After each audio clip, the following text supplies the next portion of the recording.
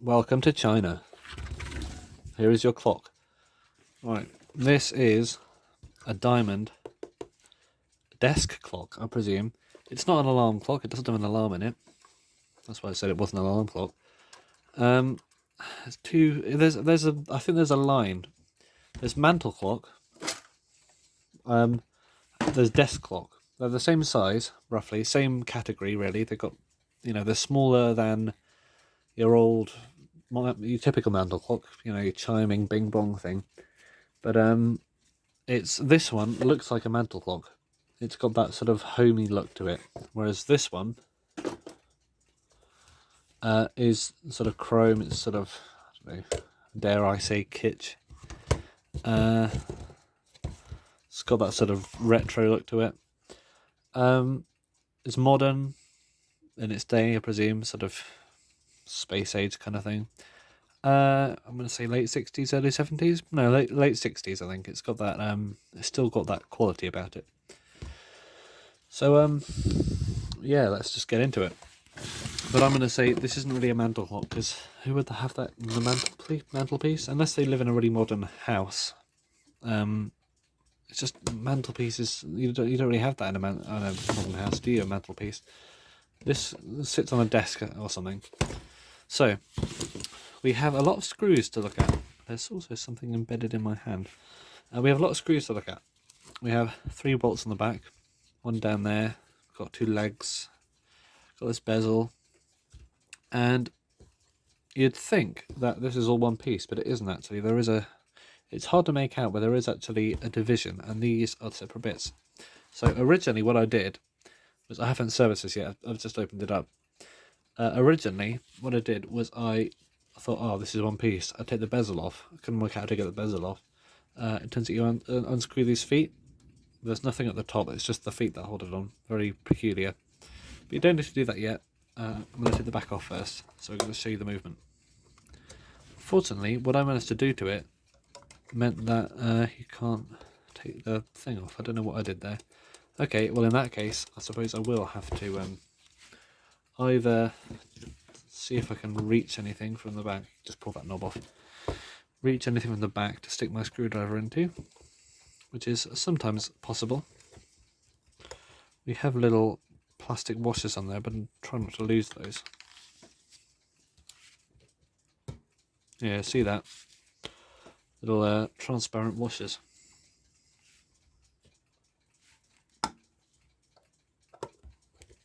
Hope I would put it on camera, wouldn't it? That's 2. That's 3. Now, I've never seen this movement design before, I don't think. I don't have many of these Chinese ones. I usually try to avoid them. But with this one, I think actually, they were not bad at all. Right, so you can see this comes out now, but the key's in the way, so it looks like there's a lip. I can't get my screwdriver in there. Unless I can sort of... Oh, hang on a minute. Hang on a Momo. No, I don't think I can do that without bending anything. Okay. Let's take the front off then. We have a fly or something in there.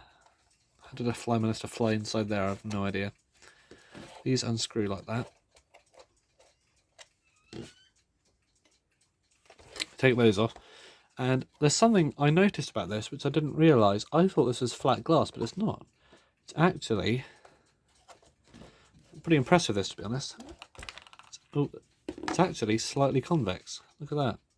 Very slightly. So yeah, that's a whole... I thought this was a flat piece of glass. But no, they've actually put a bit of extra effort into there. These washers go between the bezel and the rim, and I'll show you how to put them back on when I put it back together, after I service it. So we have this glass which is set inside this rim here. And honestly, I didn't think much of Chinese horology. That's because I was used to the season and stuff like that, which was made in probably in the last 10 or 20 years. Gone really cheapened, aluminium and plastic and stuff. Just, it works as a clock, but it has no sort of merit about it. This actually, apart from the plastic matting ring, which I don't really like that much, it's got that sort of, I don't know how to describe it, it's slightly translucent about it, and it makes it look like plastic. makes it look, oh, there's plastic in there. I'd prefer them to use a metal one with paint on it, but you know, oh well. Can we get these hands off? Would you look at that? Fingernails. Oh, look at that, they all came off. Okay, impressed. Oh yeah, and we have a center seconds, so we don't have a time setting hand in the middle, knob in the middle, because the center wheel is actually the fourth wheel, third or fourth wheel. I think it's the fourth wheel, which rotates at 1 RPM. So it's seconds hand and it's in the middle. It's got this long shaft. So the dial is held in with these metal. Okay. I do not want to bend these too much because I know this is going to snap off the next time I do it or someone else does. Alright. Luckily, any shenanigans that happen with the paper on the very edge is going to be covered up by that plastic rim. This is nice, isn't it? Nice piece of paperwork. It's slightly embossed. Even the diamond logo is embossed slightly. Yeah, look, even that logo is... I can't see it, can you? What is up with this? Oh yeah, you might see it very slightly now. Even that little diamond logo is embossed. I did not realise that, but that's quite nice, isn't it? Shows their pride. It also shows that, you know, a lot of these Chinese ones have the same clock made by a random company with a different brand stamped on it. Whereas this one, actually, because the diamond is embossed, it might actually be, you know, a real thing. And diamond was actually one of the, I think diamond was one of the genuine higher quality Chinese. Even though they used all the same designs as everyone else, they used nicer materials. It's nicer put together, the diamond stuff. Same with I don't know about 5 rams. I think they were slightly sort of medium, but and golden cock. Yeah, I said this again. Golden cock, a clock without the L, because it had a chicken on the logo, or a cock rather. They were quite good, I believe. Although I haven't had any of their products. I've only had well, Diamond and Season, which I think Season's one of the brands that is just a brand name with nothing behind it. Or just some factory with their own idea. So that's interesting. Okay, we got this the front of the movement held to the plate here by these 3 bolts, but this one's smaller than the other 2. I'll have to remember that. And yeah, we're still in flathead bolt territory, which I really like. I'm not a fan of Phillips head. Sorry, Mr. Phillip, whoever you were, or Mrs. Phillips. I don't know who invented the Phillips head thing. Maybe it was Phillips, the company. I don't know. Oop, there we go. Yeah, the spring inside is expanded because it's unwindable because something's broken. Yeah, prefer the flat blades. They just evoke an older, higher quality feel. And now we can take this off. This is a pretty... Oh, what? Oh, the actual spring is holding it in. Oh, there we go. Yeah, that is one expanded spring. And yeah, the ratchet's broken somehow. Yeah, somehow. Can we get anything in there? I don't think so, because the ratchet's on the other side. That's a bit of a pain, isn't it? Maybe I can do the old Grabatron. Oh dear. I thought that would happen. The spring's expanded so much I can't get the thing back into its original position. Was this always like this? I don't know. Maybe it wasn't. Well, it wasn't when it came out of the factory, but it seems to have happened whilst in my possession. Let's take this off. I've got another plastic washer under there. Ooh.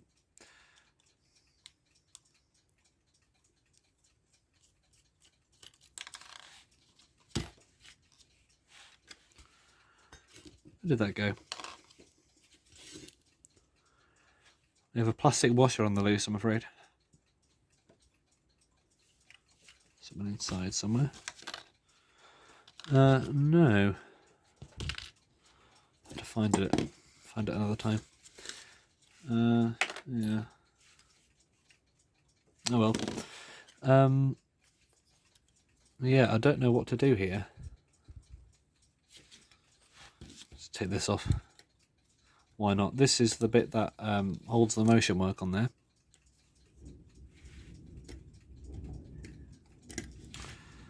Even this bit's higher quality than the later ones. Yeah, good on you, Diamond. You did a nice job. And this is an all brass movement, look at that, very nice.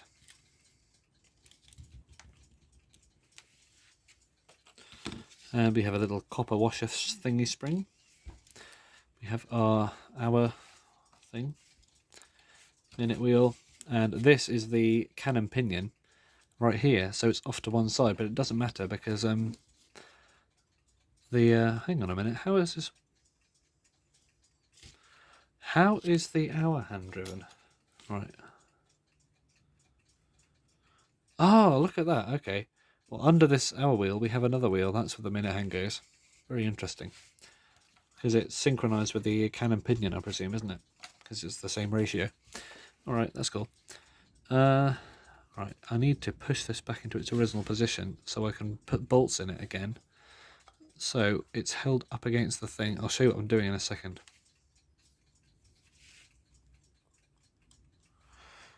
Hopefully this master plan works.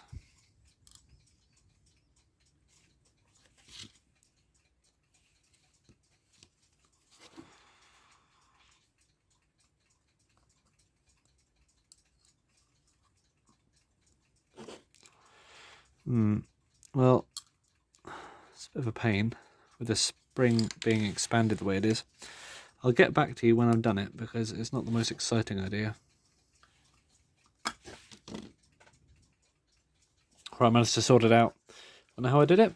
Well, my plan wasn't really relevant at all, to be honest, but what I managed to do was I realised that the black disc in there turns with the key, which I didn't realise. I thought the thing usually, that black disc didn't turn, but with this one it does. And that's like a springy washer. So if I just jam my screwdriver anywhere up against that black disc, then I rotate the key, and it has enough friction to allow the key to come off. How genius. Right. But over there, got a nice little movement in a little thing there. Yeah. If the front of your clock is broken off somehow, then you can put this on the back of something else and have a nice Chinese movement on the back of your something. I'm really not helping this paint work here, am I? Oh.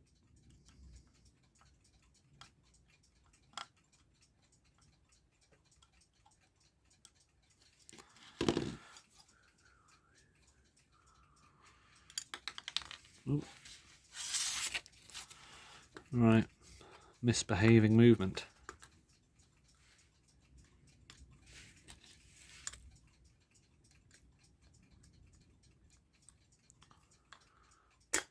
There we go. Right, that spring is not helping us at all. Look at the size of the spring compared to the movement, it's the same size. Oh, this is the date code. 6704. I assume that's 1967, April. I thought 4 was unlucky in China. Ah, yeah, look at the ratchet plug on there. If we just did this, now, it might even be working. Right, let's give it a wind up. Oh, wrong side. Oh. Nice little movement this, isn't it? Very bright brass. Look at the brass in there. Probably quite low grade brass. Because of the it's got a sort of red tint to it. I don't know, maybe it's high grade. I don't know how brass works. Oh, this is winding up. Okay.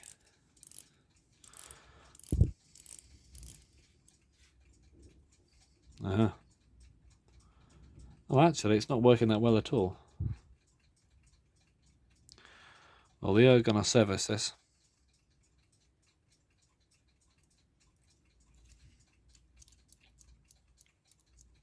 Yeah, now I've put a lot of force behind the thing.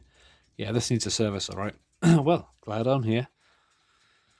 That's only to let the power down, don't I? Let's take the balance wheel out first to avoid any commotion.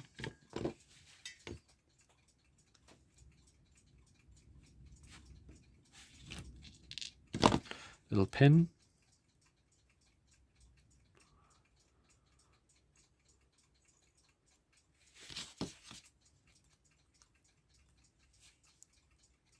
I think that little bit of extra metal is so you can rest the movement down without the balance wheel touching the ground or something. I don't know. I've seen it before on German stuff. Have a quick sip.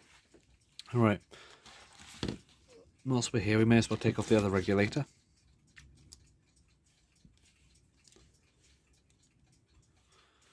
Oh, nice brass balance cups. I haven't seen those many times. Probably wear out quite a bit though. Usually they're steel.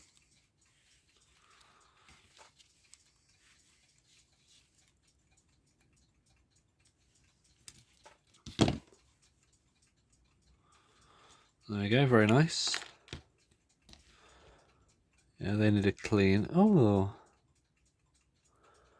is that a jewel in there?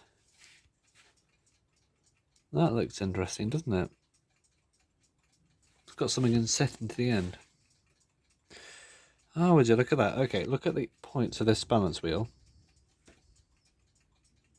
If the camera will allow you to. See how they're really sharp like that?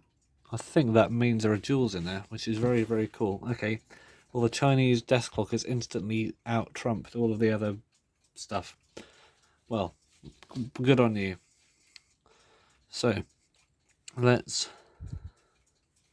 Now we can rest this down because there's no balance wheel in there. We can let the power down, the screwdriver and the key. And the click is in a great place, so let's zoom in. Right. So if I do it from the back like this, I'm trying to think of the easiest way to do it.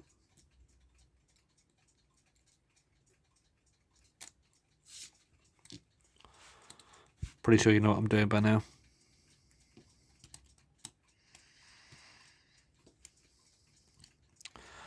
Not easy though, with this tiny little movement.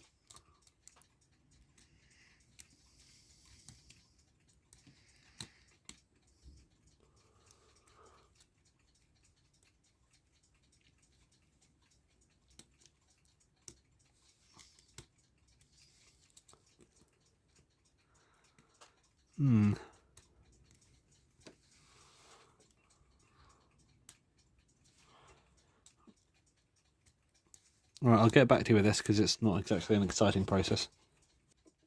Alright, so I'm just going to, I've got the spring let down so we can disassemble this, and then I'll probably end the video there because it's getting quite long.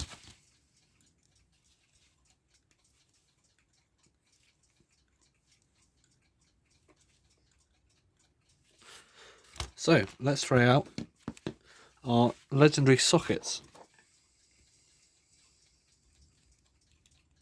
So which socket shall I use? Where is the thing? Oh, there it is. Oh, that's too small. So we're going to have to use the adapter. Adapter. How about this one? Let's go for a blind shot. No, that's too big. Let's try the old Smith size. Whatever it is. Yeah, let's just try this one. Oh no, this is perfect. Yeah. Right. Let's undo these. Oh yeah, sockets are going. Socket to me. Socket to me, socket to me, socket to me, socket to me. Oh.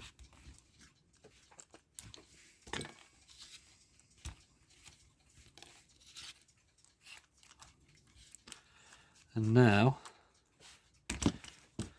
the evil seed of what you've done. Right, let's take this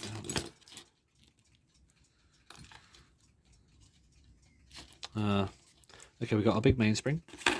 And the thing that stopped this from working is probably down to pivots that are sticky, but I can't see any dirt in there. I'm going to clean it anyway. But I don't exactly know. I think you can take the cannon pinions off these. Let's just give it a go. Pretty sure I did it before. Come on, don't let me know. Don't. Oh yeah, it's coming, it's coming, it's coming. Just using a screwdriver. It's coming, it's coming.